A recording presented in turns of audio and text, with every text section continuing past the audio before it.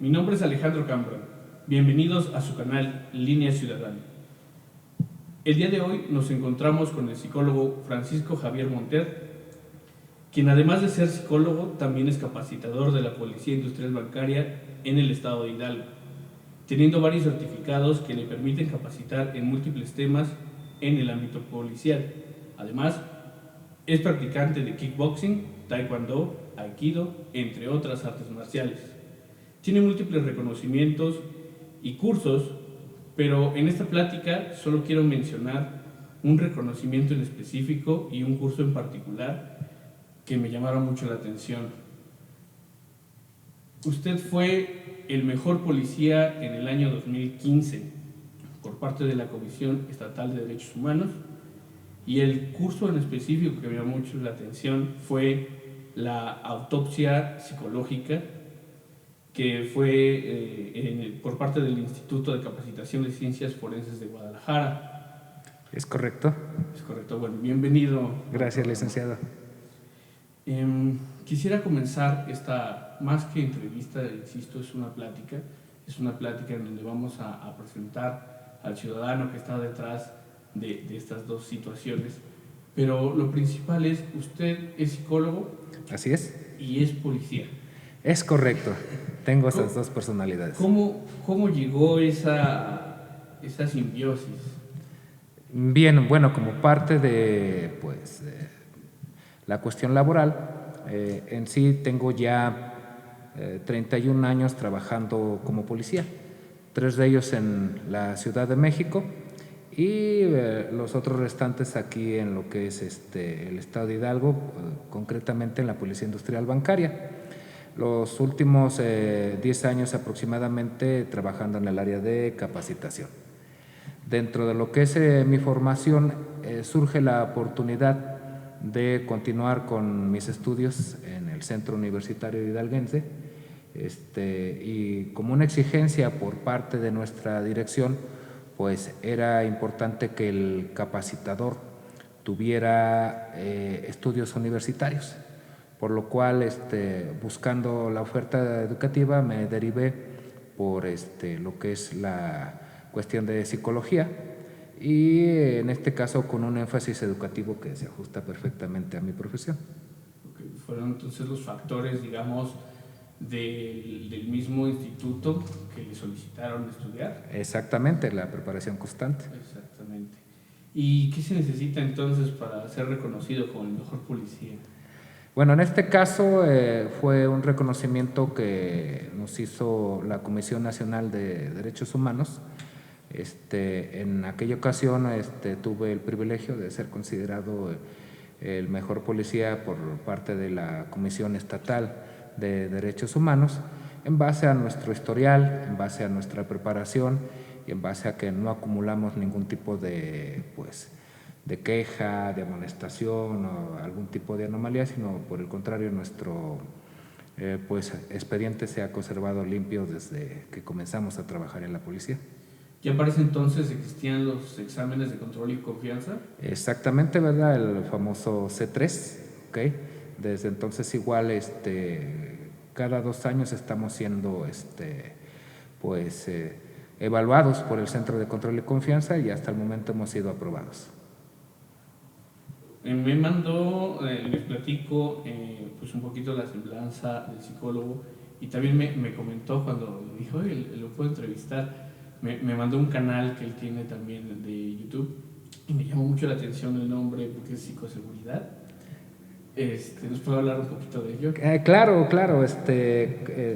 pues como parte de las TICs, ¿verdad? De las tecnologías de la información, y como parte de la modernidad, pues surgió en mí la inquietud de tener mi canal en YouTube, como muchos profesionales. Y en este caso, pues sí, de momento tenía yo la inquietud, ¿verdad? O psicología o seguridad, que son dos grandes baluartes en mi persona. Y dije, bueno, pero ¿por qué de alguna manera limitarse, verdad? ¿Por qué prescindir de alguna de las dos ramas cuando puedo implementar las dos? Y pues fue por eso que elegimos el nombre junto con mi hijo, el cual es cuasi licenciado en artes visuales. y él fue el que pues, me ayudó a diseñar el logotipo y a pensar en el título de psicoseguridad. Sobre este mismo tema, y lo pongo más bien sobre la mesa el tema, COVID-19 y psicoseguridad. Importantísimo. El COVID, si bien románticamente en algunas ocasiones se dice que nos ha ayudado a hacer pues, más claras las cosas que son importantes, ¿verdad? Como la familia, la cercanía, la pertenencia, también de alguna manera ha sido un factor de estrés. Entonces, muchas familias, personas que ya tenían un historial, pues con algún tipo de trastorno psicológico, con alguna historial, digamos, de deficiencia en la salud mental, la cuestión del COVID, el estrés y el aislamiento ha potenciado todo también, así como se potenció lo bueno, también se potenciaron los aspectos negativos. En el caso del uso de cubrebocas, pero quiero abordar un tema muy, muy específico, porque bueno, yo como ciudadano me hago la pregunta, sobre todo, no tanto del uso médico del cubrebocas, sino hacia afuera, hacia las calles, en donde hay delincuencia, en donde ahora pues solamente vemos los ojos de las personas. ¿Qué tanto está afectando realmente esa situación en el ámbito, bueno, usted que está en el ámbito policial, cómo está afectando? O sea, si los delincuentes están ocupando más ese uso de cubrebocas para poder delinquir. Pues sí, en un dado momento, antes cuando veíamos a alguien con la boca, con el rostro tapado, era sinónimo de delincuente, ¿verdad? En cuanto veíamos entrar a alguien embosado a nuestro negocio, pues sabíamos que se trataba de un asalto. Actualmente, pues es difícil distinguir si se trata de eso o si se trata simplemente de una persona que está haciendo pues, uso de la normatividad con el cubrebocas. Ahí nos implica que tengamos que prestar más atención a otras circunstancias como el lenguaje corporal, ¿verdad? La forma en que se mueve, los movimientos de la persona, en fin, y el tono de voz para poder identificar pues, las intenciones de la persona. Pero sí, desgraciadamente es un factor que favorece a la delincuencia. El curso que usted tomó, que me llamó la atención, esto de autopsia psicológica, ¿nos puede platicar qué es? Sí, en la cuestión de la autopsia psicológica es que en muchas ocasiones, cuando existen crímenes, se necesita no solamente el aspecto básico de la criminalística, de saber qué objeto fue el que produjo la muerte, a qué horas fue, si fue en el lugar, en fin, cosas que la criminología y criminalística manejan de cajón. También se hace necesario de conocer un poco cómo era el carácter de la persona, cuáles eran sus hábitos y sus costumbres. Por ejemplo, dentro del curso se nos habla de un caso de un empresario que lo encontraron muerto en su taller, en este caso en el área de almacén, y pues normalmente pues, se podría pensar que pudo haber sido por causas naturales, que falleció en el almacén, pero investigando con sus seres queridos, con sus familiares, con sus empleados, se descubre que en realidad el almacén es un área que él prácticamente no visitaba, él nunca salía de la dirección, de la gerencia. Entonces, el haberlo encontrado en el almacén, posterior a entrevista con todas las personas involucradas, nos hace ver que ahí hubo un cambio de actitud, de hábitos. ¿Por qué motivo esta persona, que normalmente nunca va al almacén, ese día se va al almacén? Entonces ahí es donde entra el trabajo del psicólogo, el investigar, bueno, con quién platicó ese día, qué fue lo que se le dijo, en fin. Entonces ahí es donde también la psicología entra como parte de la investigación de la conducta de la víctima y de las personas involucradas. Es por eso que se le llama, en este caso, psicología forense. Y bueno, aquí digamos que sería la parte donde casi terminaríamos las preguntas y pasaremos más a una plática más amena. Y quiero hacerme como portanombre de la voz ciudadana. Claro. Porque bueno, al fin y al cabo, pues yo soy licenciado en Historia, sin embargo, tuve hace un par de años un acercamiento con los policías Sí, y digamos que me di cuenta de muchas cosas que, digamos, yo estaba cegado porque los ciudadanos, los civiles, vemos a los elementos de seguridad como muy ajenos a nosotros, como que hay un distanciamiento muy pronunciado y además hay muchos tabúes, hay gente que le tiene más miedo a un policía que a un ratero, ¿no? Dice, o sea, es peor que un policía me agarre y me empiece a preguntar cosas que alguien que me dice, a ver, ¿qué hora es, no? Le tiene más miedo a los policías y digo, al final, y por eso digo, insisto, es como más un diálogo, porque yo me di cuenta en ese espacio en que yo conviví un año con policías municipales y estatales, pues que no es así y son muy sensibles a los temas. Digo, por supuesto que hay policías malos, por supuesto sí, que hay policías que no siguen las normas, pero hay mucho policía que en verdad ama su trabajo, que me acuerdo mucho de un policía de Pasoyucan que a mí me platicaba que él desde niño dijo yo quiero ser policía y creció con esa convicción de que sería policía y de que al hacer su función él era muy feliz porque estaba haciendo lo que le gustaba. ¿Qué nos podría decir de esa? claro, ¿no? Bueno, dentro de la comunicación se dice que hay barreras físicas, fisiológicas, de semántica y psicosociales.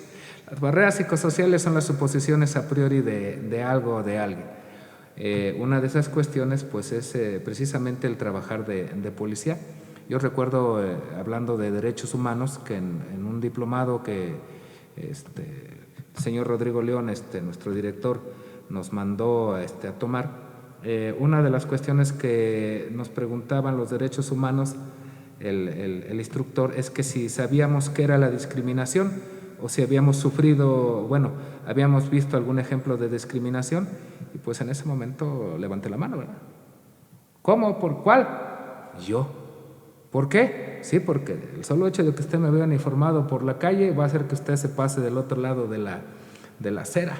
Si usted es madre y va con su niño y me ve ahí parado, va a decir, mira, pórtate bien porque ahí está el policía. Te portas mal, el policía te va a llevar. Y ya incluso sustituimos el papel que cumplía el diablo en aquellos entonces, ¿verdad? Y ahora simplemente es la imagen del policía la que inspira temor. Y en muchas ocasiones es injustificada, ¿verdad? Porque no todos somos así. Realmente hay muchos compañeros que se dedican con denuedo a su trabajo, que le ponen todo el empeño del mundo. Incluso muchas veces es como sinónimo de gente que no está preparada, ¿verdad? De gente que es hasta cierto punto vulgar, y pues no es cierto, ¿verdad? En mi caso, pues yo tengo nivel de licenciatura y hay muchos compañeros, como comentábamos fuera de cámaras, que hasta doctorado tienen y tú los ves en la oficina uniformados. Y sin embargo, ese señor uniformado que tienes ahí tiene doctorado en filosofía, ¿verdad? Entonces, muchas veces es una barrera psicosocial, ¿verdad? Es una cuestión injustificada. Pero sí, ni hablar, o sea, realmente es una imagen que algunos malos compañeros han deformado y pues nos va a costar trabajo volverla nuevamente a retomar. Pero sí, en muchas ocasiones es injustificado.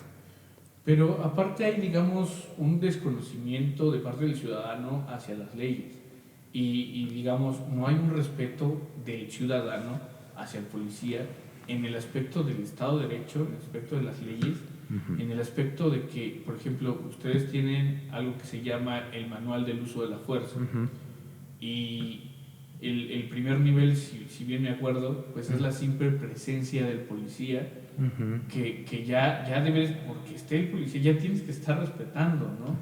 Y sin embargo, digamos que pasa que el policía les da algún comando, les dice que se detengan, y aquí en México, pues hasta malas palabras se dicen y demás, ¿no? Que eso tendría yo entendido en ese momento ellos pueden pasar al siguiente escalón del uso de la fuerza. Exactamente. Bueno, antes de entrar directamente a lo que es el uso razonable de la fuerza, recordando lo que también Derechos Humanos nos comentó, la Comisión Nacional de Derechos Humanos tiene un tríptico que se llama Derechos y Obligaciones de las Personas. Lo primero que maneja ese tríptico es que todos los ciudadanos tienen la obligación de cumplir la ley. Número 2, tienen que respetar a los funcionarios y a las instituciones encargadas de hacer cumplir la ley. Lo que va igual concatenado, ¿por qué? Porque a final de cuentas también los policías son seres humanos. Entonces tienen derecho a ser tratados con respeto y con dignidad. Aparte de su labor como autoridad y como servidor público, pues tienen derecho a ser considerados como seres humanos. Yo recuerdo un video que sacaron en el Zócalo, en el cual unos manifestantes llevaban a una mujer policía agarrada del cuello y del cuerpo, y uno de ellos le iba pegando en su cabeza.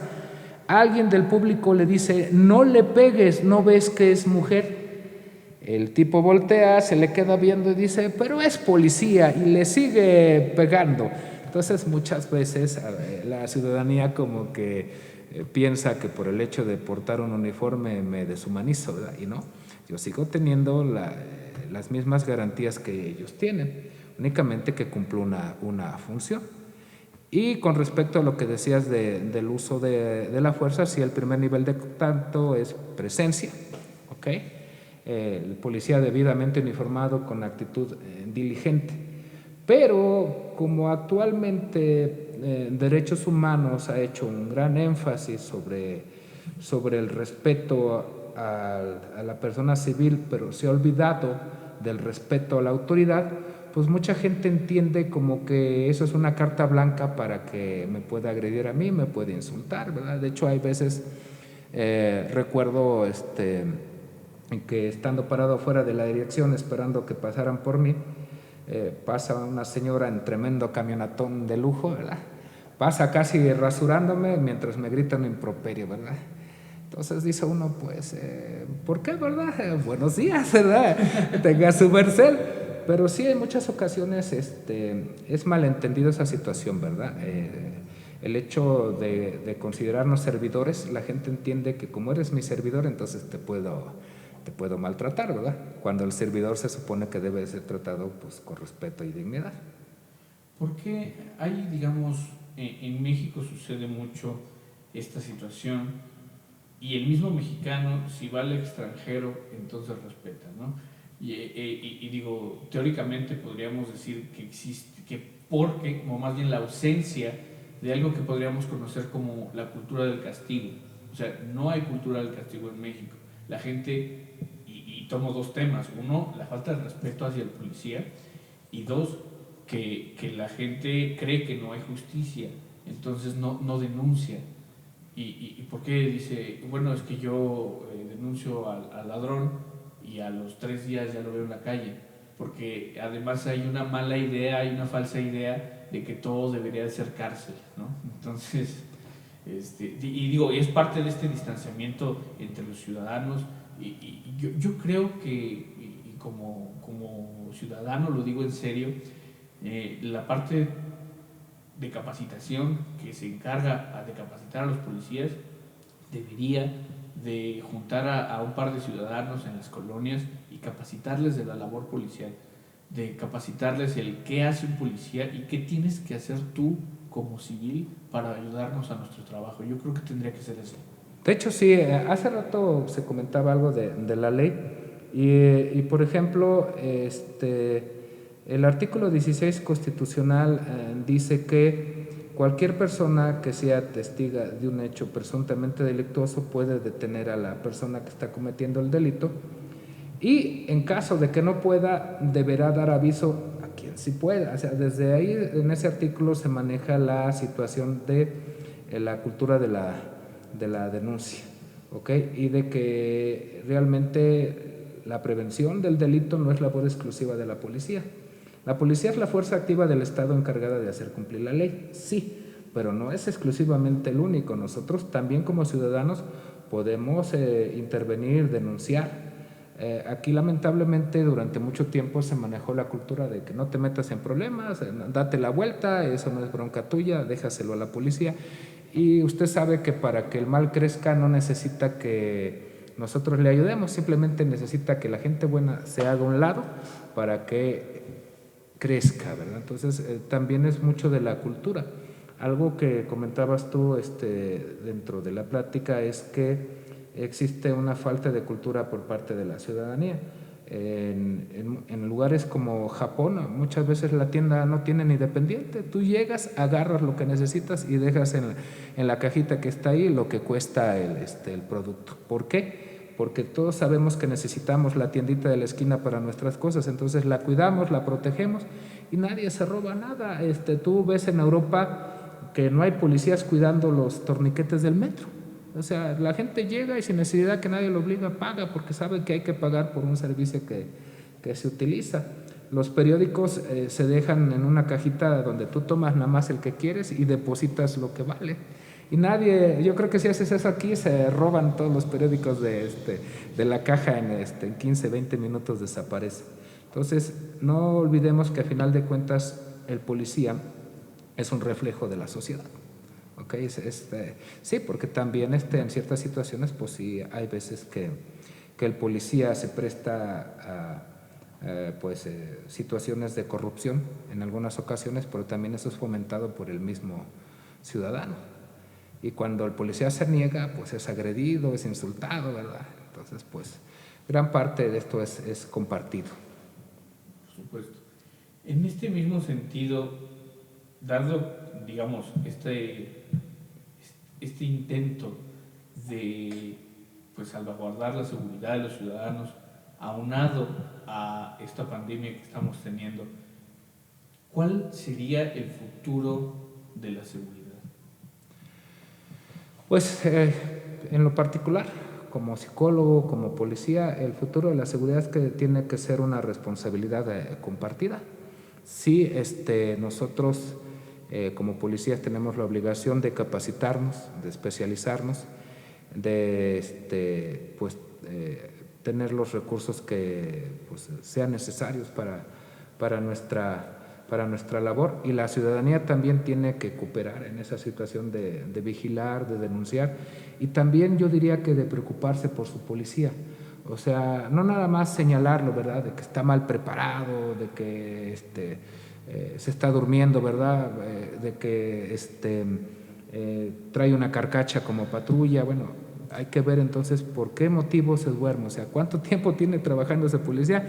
La mayoría de los compañeros cumplen labores de 24, 36, hasta 72 horas cuando no llega su relevo o cuando no hay quien los releve, ¿ok?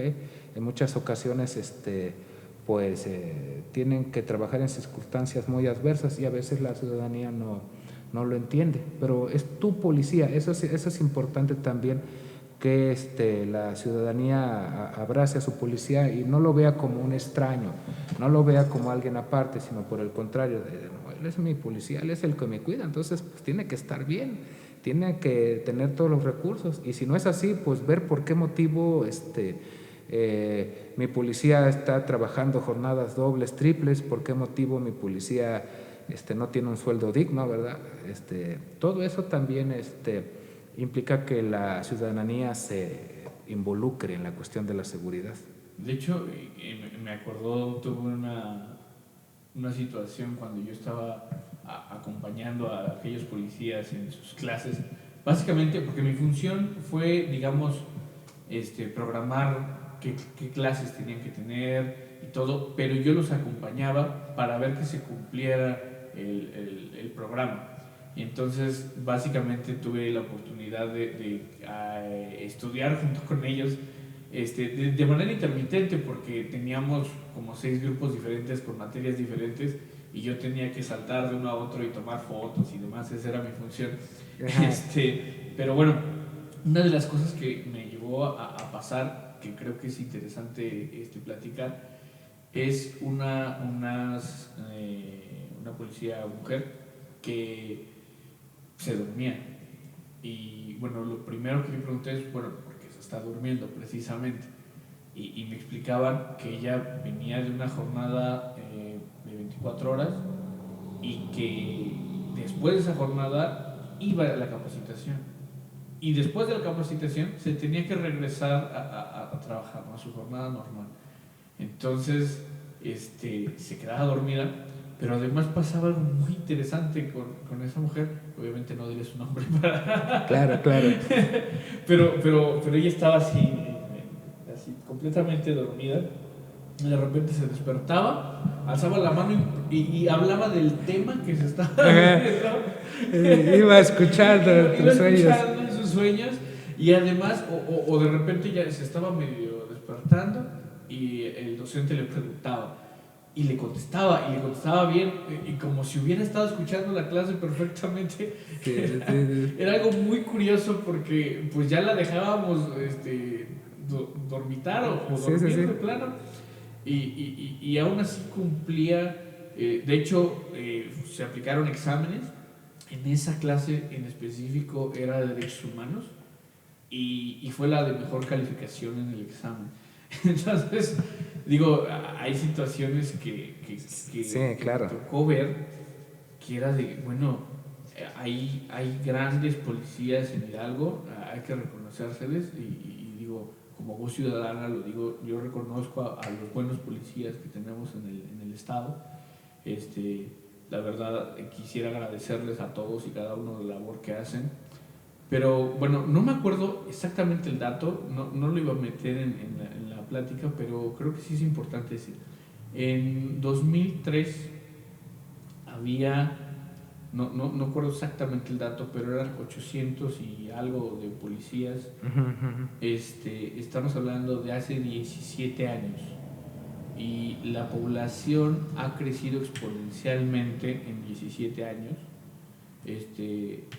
Y ahora hay muchos menos policías, por lo menos en la policía municipal. No sé si de alguna forma se compense con el resto de las policías, pero ahora hay 400 activos y 100 que están como administrativos. Entonces, pues yo creo que igual es un gran problema porque, o sea, necesitamos más policías en las calles porque no hay una cultura ciudadana de respeto, de valores.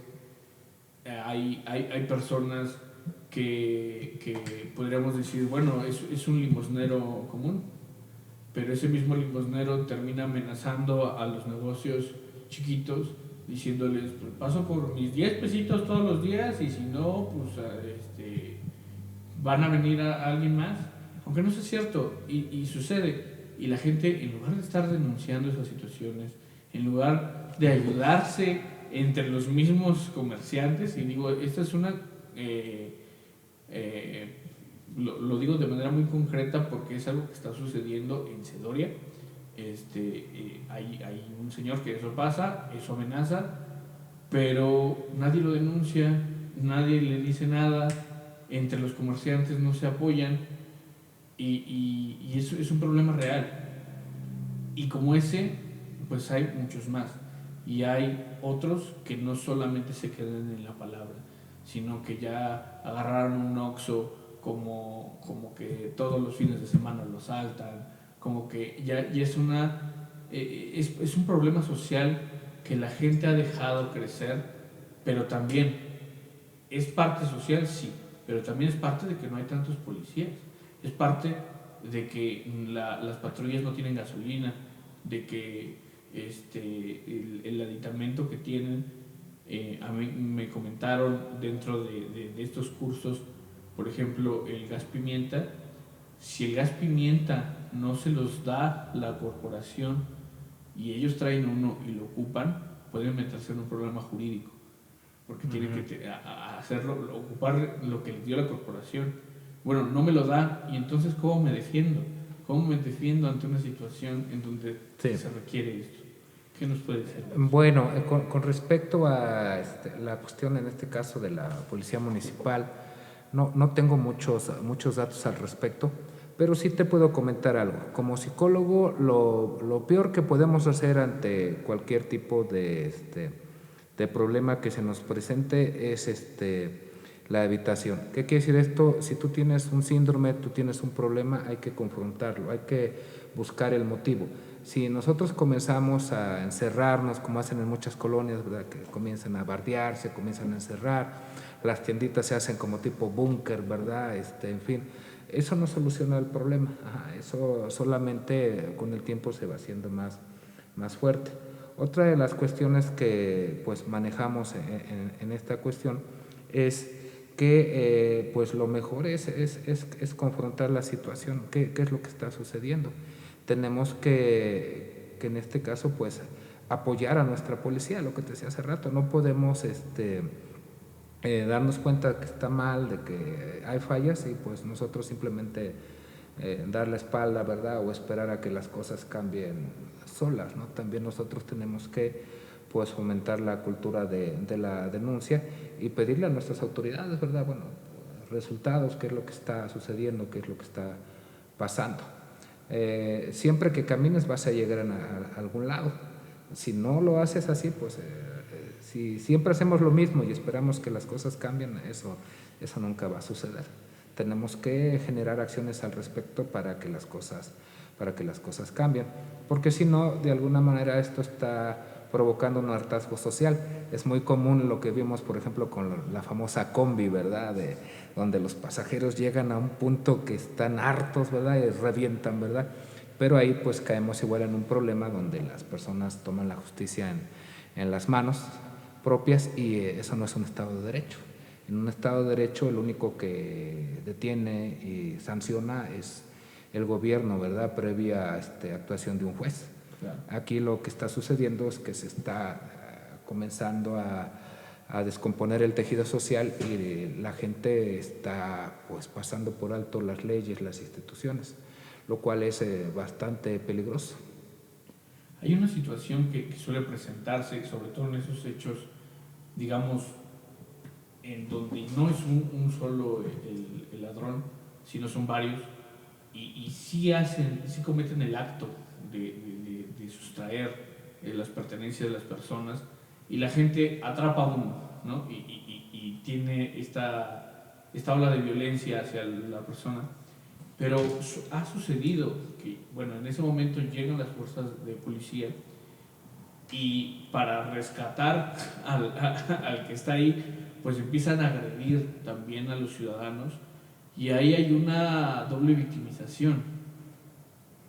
Sí, bueno, sí, y también, bueno, por parte de los ciudadanos, ¿verdad?, no dejan que el policía lo saque, se lo impiden porque están tratando de alguna manera de buscar una revancha, un desquite a todo lo que les han hecho y pues es una situación que no beneficia a nadie, o sea, ni a las policías ni a los ciudadanos, porque al final de cuentas ellos también se exponen al tomar represalia contra estos delincuentes, ¿verdad?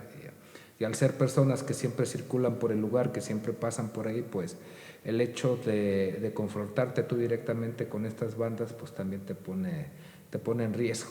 Okay. Muy bien, ya para terminar, ¿qué mensaje le daría a la ciudadanía o sea, un mensaje de usted como policía, como psicólogo, ¿qué mensaje le daría a la ciudadanía? Lo que te digo como psicólogo, también te lo digo como policía, es atiende tus problemas. Lo vemos mucho en la cuestión de la psicología. La gente muchas veces acude al psicólogo cuando llega a un punto de quiebre. Ya cuando no puede más, cuando tuvo un episodio psicótico, violento, que estalló la persona, es cuando córrele al psicólogo, ¿verdad? Cuando muy posiblemente ya es un poquito tarde, ¿verdad? Ya has afectado varias situaciones de tu entorno, es cuando corres al psicólogo. Bueno, aquí igual es lo mismo.